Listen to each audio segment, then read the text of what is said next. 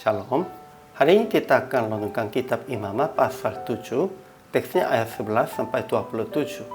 Dan sudah dibagi dua paragraf.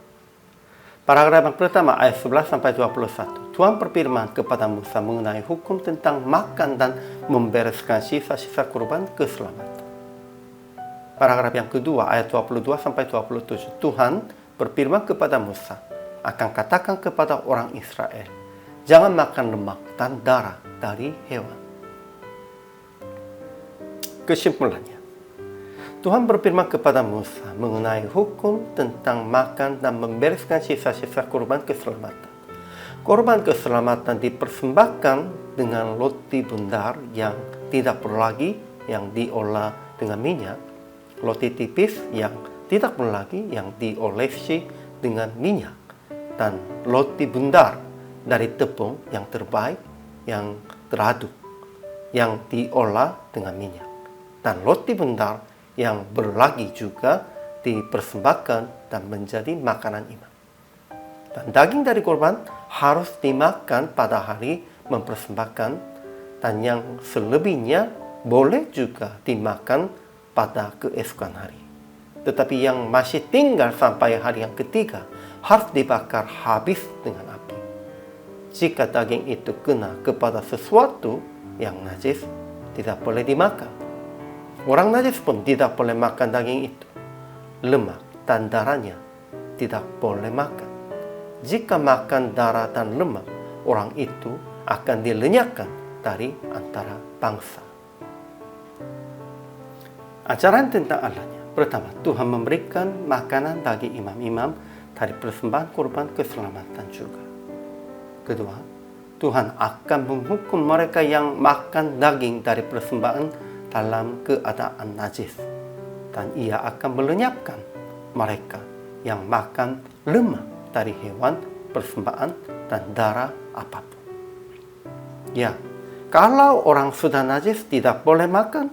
Kalau sudah makan lemak itu akan dilenyapkan, makan darah pun akan dilenyapkan. Fokusnya bukan akan dilenyapkan.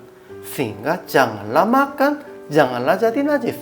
Inilah fokusnya. Ajaran tentang manusianya. Pertama, orang yang mempersembahkan korban keselamatan kepada Tuhan harus beserta korban syukur dengan roti bundar yang tidak perlu lagi yang diolah dengan minyak, roti tipis yang tidak perlu lagi yang diolesi dengan minyak, dan roti bundar dari tepung yang terbaik, yang teraduk, yang diolah dengan minyak, dan roti bundar yang berlagi. Itu akan menjadi makanan bagi imam-imam. Kedua, daging dari persembahan korban keselamatan harus dimakan habis pada hari mempersembahkan dan sampai keesokan hari. Tetapi selanjutnya harus membakar habis dengan api. Itu katanya sudah najis, tetapi artinya itu tidak baik untuk kesehatan. Tuhan tetap menjaga kesehatan anak-anaknya dan imam-imam, karena mereka umatnya Tuhan. Ketiga, siapapun yang najis tidak boleh makan daging dari persembahan.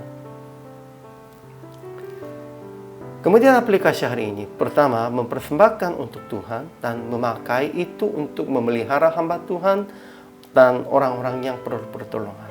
Untuk orang-orang miskin dan orang-orang yang lain, janda dan yatim, seperti itu. Kedua, jagalah kesucian dalam makan dan minum sesuai dengan hukum dan aturan Tuhan.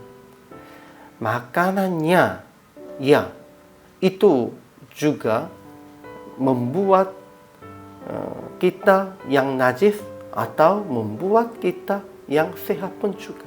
Harus kita usahakan makan makanan yang sehat supaya jangan najis, menjadi sehat dan tahir di hadapan Tuhan.